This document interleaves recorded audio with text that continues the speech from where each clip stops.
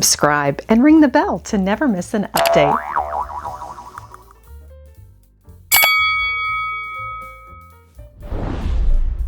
Hello everyone, welcome to Marburger Farm, a popular venue and event during the Round Top show season. Today on Lady Mary Bath, we will meet with estate jewelers and a silver purveyor to see some amazing collections, all with a bit of history. Join me.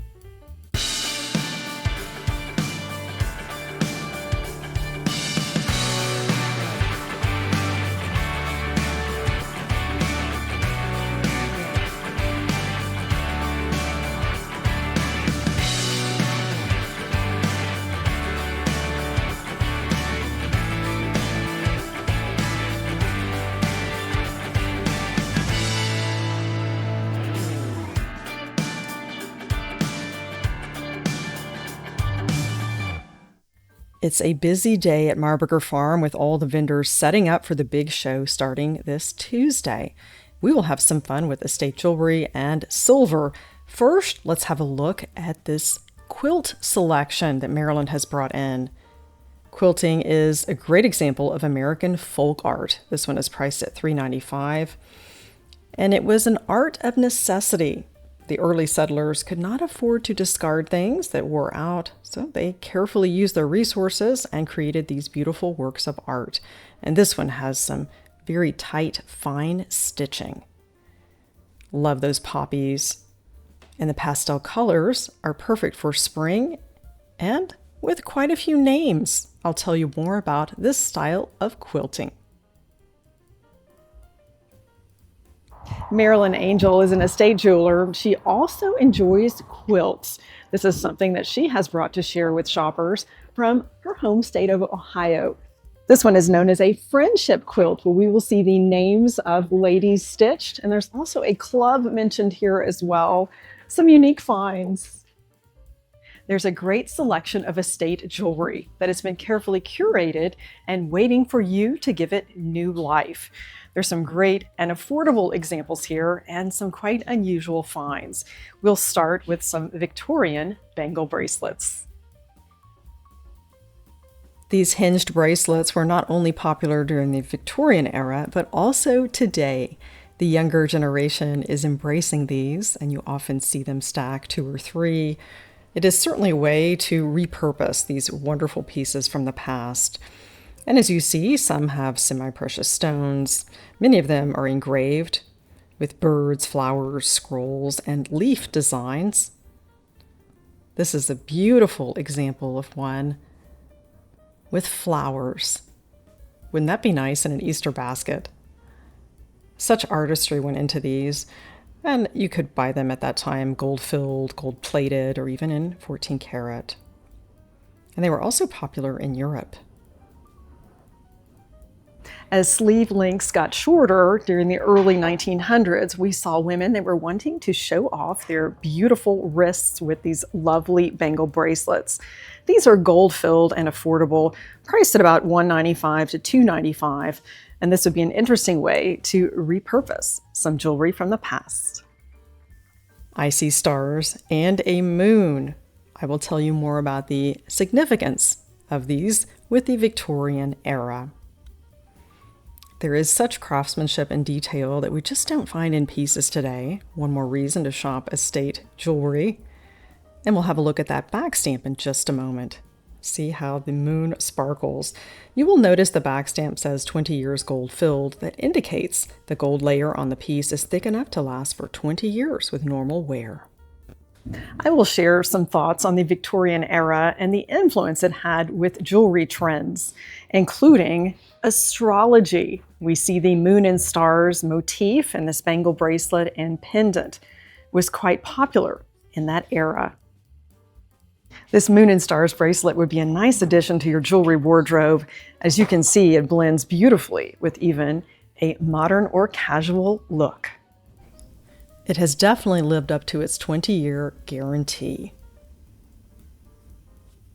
Beautiful amethyst, the February birthstone, and a statement necklace. At first I thought this might be marcasite. These are actually diamonds. And it comes with an appraisal, and her prices are much better. You could certainly reach out to Marilyn. I will include her information in the video description. And I know some of you have from the last video of her collection. And there's a customer that frequently calls Marilyn and has some jewelry shipped. This is a more modern piece. It's not all about the historical items with amethyst and topaz. It's priced at $2,900. Always something wonderful to discover. Pearls are classic. You could always go birthstone shopping. The garnet pendant is incredible. These are some special pieces that we have pulled to share with you from different periods, all with unique craftsmanship and reflecting different historical periods as well. It is such fun to jewelry shop with Marilyn, the Edwardian brooch with the birds. And this is a locket with a masked lady. Quite interesting. It's something I've never seen before. And I will show you another locket that is quite unique. You will hardly believe this. As you unfold it, you could place 6 different photos inside one locket that forms a star. Absolutely the most amazing locket I've ever seen. It's priced at $950. The early Victorian period is from 1830 to 1860. With the war in Europe, we saw very few precious stones. But by 1840, there was a big shift. And we saw the addition of precious metals and gemstones, such as rubies, diamonds, sapphires, amethysts, and garnets. This is a great example from that era. There is a common theme with this jewelry trend. It's all in black. This was worn to commemorate the loss of a loved one, and jewelry was made from onyx, black glass, black enamel, and jet. And we see the addition of the seed pearls. This is a great example of one with enamel in this bangle bracelet. 10 karat. Quite a unique piece. And this brooch incorporates hair art. That is quite unique. I've seen framed hair art, and occasionally we do see it in jewelry as well. The mid-Victorian era was from the 1860s to the 1880s. When Queen Victoria lost her husband, Prince Albert, in 1861, she went into deep mourning and wore all black for the rest of her life. And mourning jewelry became popular, especially with the middle and upper classes. You wanted to have this in your wardrobe to mourn the passing of loved ones. There's some great examples here made with onyx and seed pearls. You will notice a photo of a baby. The late Victorian era was from 1880 to 1901 upon her passing. During those years, she retreated from public life, and we saw a minimal jewelry trend with all the classes. And then the Edwardian era was introduced. We saw lots of Art Deco influences, led by René Lalique. To better understand the progression of the Victorian era, let's look back to the Georgian period, which predates it. This ranged from about 1714 to 1830 and was named after the Hanoverian kings George I through the IV. This is like a history tour. We have some interesting rings from the Georgian era. You can see it's not quite as delicate or refined as we see in the Victorian and Edwardian eras. Such interesting jewelry. If this ring could talk, let's have a closer look at the emerald and seed pearl gold ring. The rectangular shape is quite interesting. Lots of detail on the side there. This would have been worn by probably the upper class or even royalty. It is quite special. And this ruby and diamond cross, Looks like something even from later periods. The Georgian period favored birds and flowers. Absolutely incredible. With the different jewelry trends in the Victorian era, we also need to look back to the Georgian time period, where we saw more of a rudimentary design that was definitely refined during the Victorian and Edwardian eras. You can certainly be sustainable if you are shopping estate jewelry. Just one more reason. Not only the craftsmanship, but you are definitely helping the environment. Let's step back into the Victorian era for just a moment, and we will have a look at some on-trend dangle earrings. Yes, this is popular again with the younger generation, and they do go to Marburger and buy lots of these from Maryland. And that is certainly refreshing to know that it can be enjoyed again. So many beautiful pieces here. The Art Deco period is one of my favorites. It sometimes overlaps with Edwardian. It was about the same time frame. And you can certainly find some beautiful pieces also for an engagement ring. During our last visit here, we did focus on the Art Deco design and the history, which is quite interesting. I invite you to take a look. That segment shares lots of good information. Love these Art Deco rings. Some great jade pieces here and traditional cameos. And these could have been carved from shells, coral, even onyx and chalcedony were utilized for cameos. And this is the largest one that I've ever seen. Makes quite a statement. Absolutely amazing. Priced at $495 and it's 10 karat. That definitely is a striking piece. And such detail in the carving. I will introduce you to another estate jeweler. She's got some great pieces. More estate jewelry treasures to discover.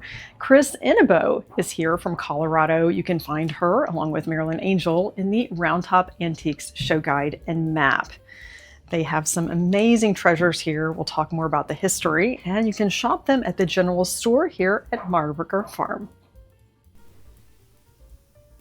A blue velvet box and some exquisite jewelry.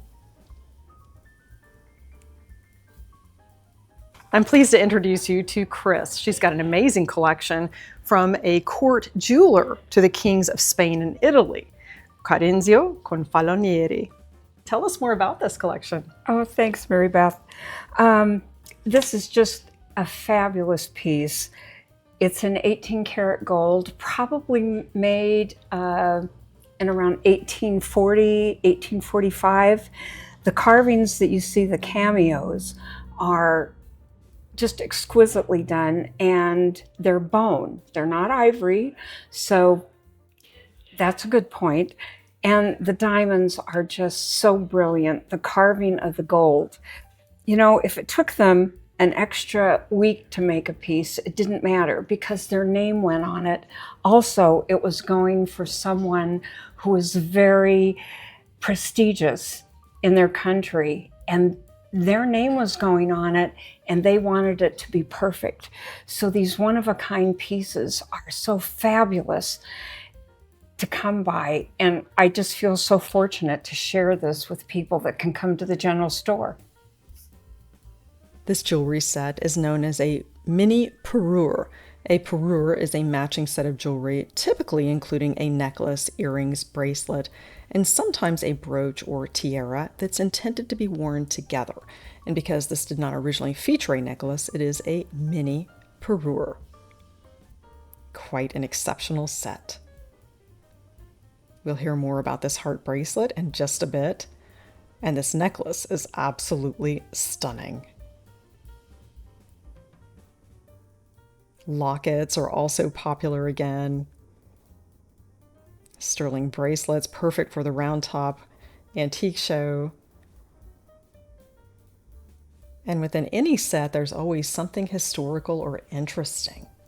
I like to look at the monograms too. And they all had special meaning. And they can certainly have new life now and make new memories.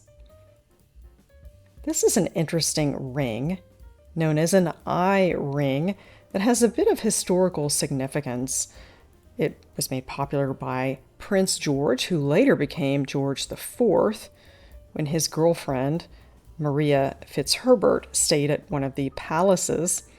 He sent a ring with his eye that the court artist painted for her to remember him. He later married her, but unfortunately, it was not valid because of religious reasons, and that became a popular jewelry item in that era.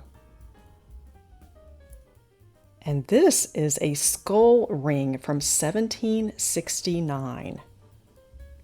It may seem odd, but it has special meaning. You'll see that skull there behind the rock crystal. And it was worn when someone passed away.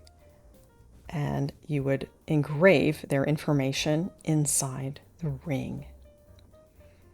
And here is a closer look at that stunning bracelet. And we will hear more about it. I love everything about the color, the style. It makes quite a statement. Mary Beth, I'd also like to share with you this wonderful heart bracelet that I discovered. I believe it's French. I haven't been able to find any marks on the bracelet, but the guilloche enameling is just beautiful that's on it. And the diamonds are set so well. The gold bracelet itself, I've never seen a link like this. And you can see all the extra work on it. It's just beautiful on the wrist. Also, there's an opening in the back that the owner can put a picture in. Probably a portrait would have gone in here at the time that this was made. Understanding the historical significance of a piece of estate jewelry gives us insight to the style, culture, and trend of that time, and also gives us a connection to the past and appreciation of the unique craftsmanship. These dangle earrings also have some interesting history. Though you may not see the details at first glance, there is some symbolism here. And we will take a closer look. You will notice a pair of hands and that seed pearl. These are from the 1700s and early 1800s, and it symbolized hanging on to love. Quite a stunning pair. And now we will see something a bit more modern from the New York jeweler, Seaman Sheps. He was known for pairing natural materials with semi-precious and precious stones. He made custom pieces for the DuPonts, Mellons, Rockefellers, and even the Duchess of Windsor. You will see that centerpiece features pearls, turquoise, and coral. These hearts were popular to exchange with friends back in the 1940s. I have a bracelet that my grandma had in her younger years. Such interesting pieces. This is perfect for Round Top, a collection of charms with a Western theme. Another look at that stunning coral necklace. And a familiar watch from the 1980s. I had a similar one from Gucci with the interchangeable bands. And now we will step into the world of silver. Come over with me to one of the tents, to the Angevines. I'm pleased to take you inside the Angevines booth here at Marburger Farm, Tent B. They have all things silver. We're going to discover some great collections. They have 2 shops in Augusta, Georgia, and DeLand, Florida. Let's have a look at this tea set behind me. A sterling coffee tea set is high on my wish list. When I was corporate gift manager for Bailey Banks and Biddle, we had a corporate customer, a Houston attorney, who gifted each of his children with a sterling silver coffee tea set for their wedding. A lasting gift.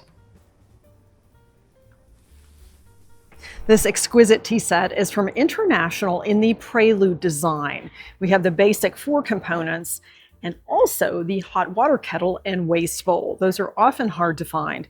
And you will notice that this is a hand-chased pattern that makes it extra special. This is from about 1938. The Prelude that was made post-war did not have the hand-chased embellishment. There is such craftsmanship in this tray that we certainly don't find in new silver today. You will notice that the tray is also sterling and hand chased. That is extremely hard to find, and it's priced quite reasonably at $7,500 for the entire set. And here's a look at that waste bowl. A pair of Prelude candelabras. These are 3-way. That means there are 3 different ways you can use them. You can unscrew different parts and have simple candlesticks instead of the large candelabra. And lots of detail. Priced at $865 for the pair. And they are 13 inches tall. And then you add some candles and they make quite a statement on your buffet or dining table. Now we will have a look at one of my favorite patterns. This one has such interesting detail. I'll tell you more about the style and history. Here's a closer look at that. And they have candelabras, $825 for the pair. Gorham Strasbourg is a Rococo-inspired design from the French Baroque era. You will see all of that beautiful detailing. It was designed for Gorham by William Christmas Codman. You will recognize his name. He was also the designer of the #1 flatware pattern, Chantilly, that predates it by 2 years. Strasbourg was designed in 1897. The Gorham Strasbourg pattern, designed by William Christmas Codman, was actually inspired by the Louis XV pattern from whiting. This was not unusual at that time for silver manufacturers to copy one another. Maybe it was just inspiration, but they are quite similar. These goblets are amazing. Gorham Strasbourg was my bridal selection in 1995, was launched by the Gorham Silver Company of Providence, Rhode Island, started by Jabez Gorham in 1831. Lots of beautiful detailing here.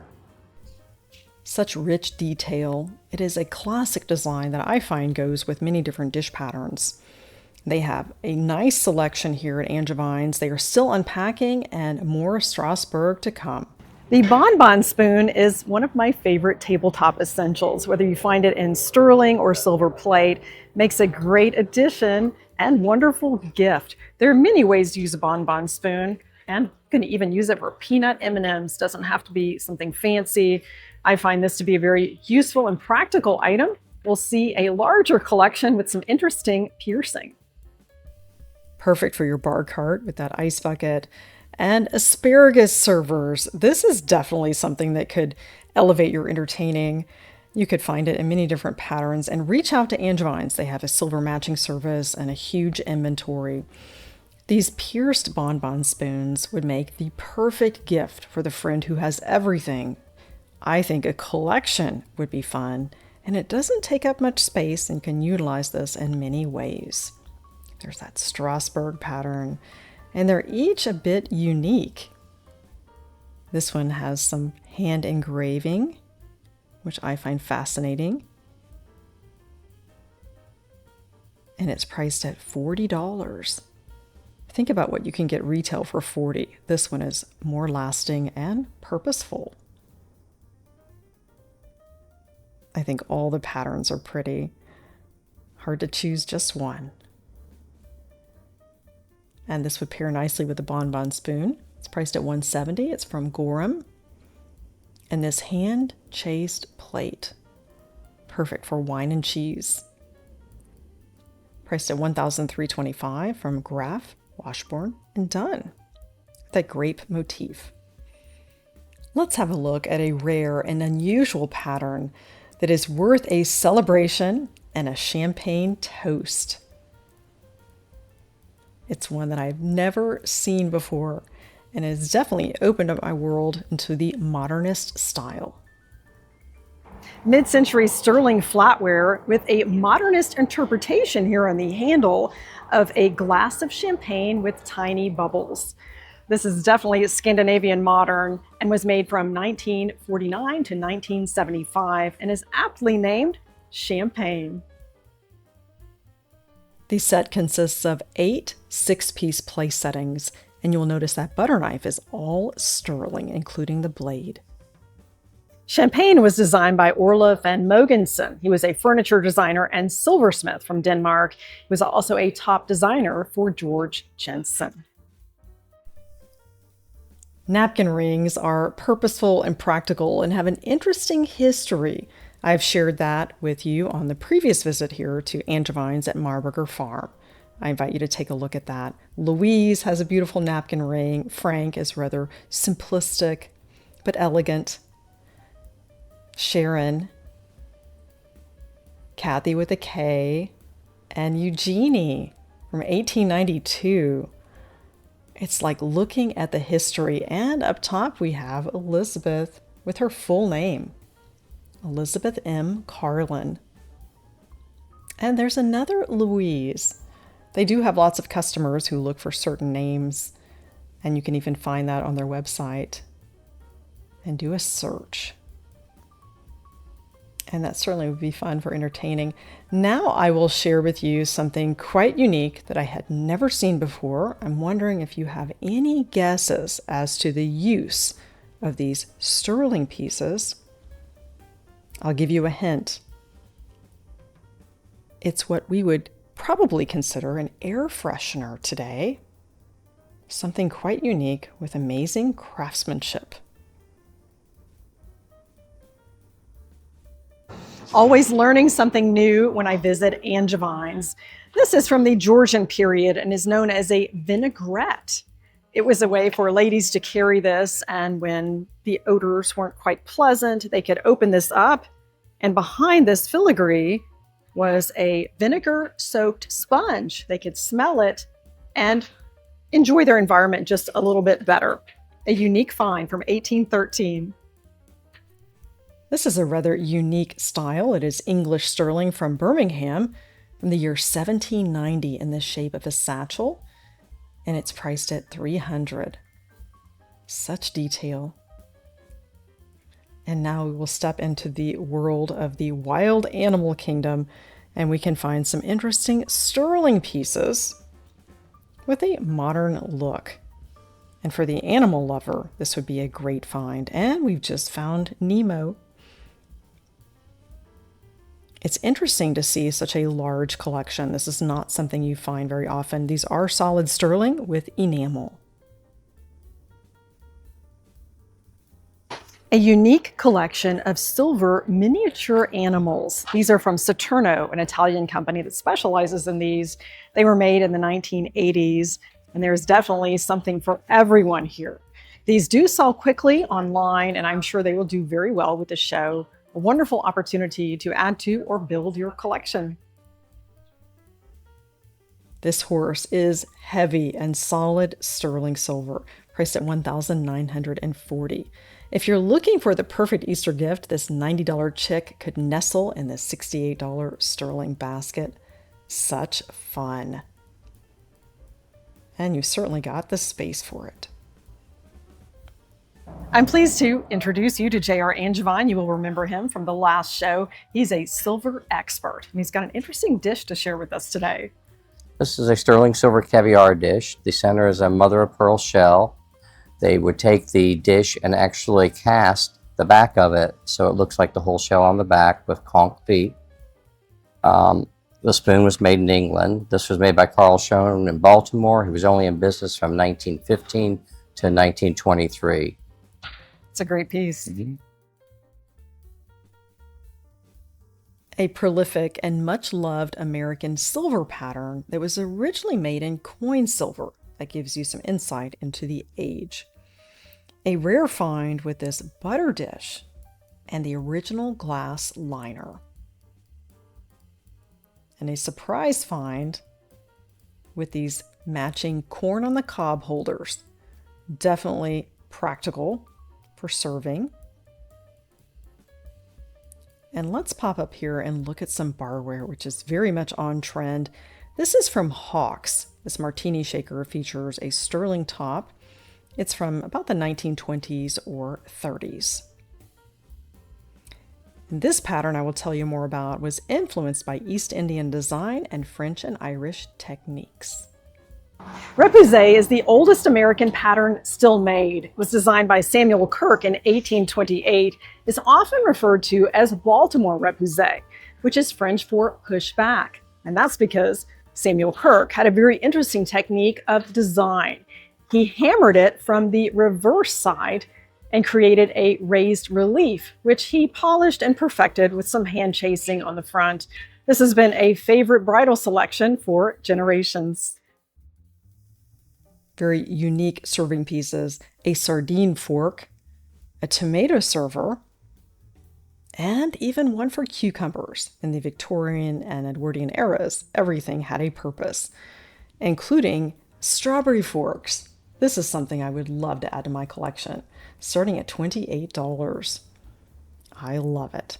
It has been such fun learning about these silver pieces, and as they are unpacking more, you can certainly discover some amazing treasures if you visit them at Marburger Farm. So glad you joined me today for Marburger Farm. They are open next Tuesday through Saturday. I encourage you to come out and shop the show. We got to preview some amazing vendors with estate jewelry and sterling silver.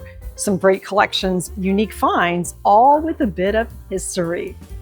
Thanks again for joining Lady Mary Beth. Elevate your everyday with antique shows.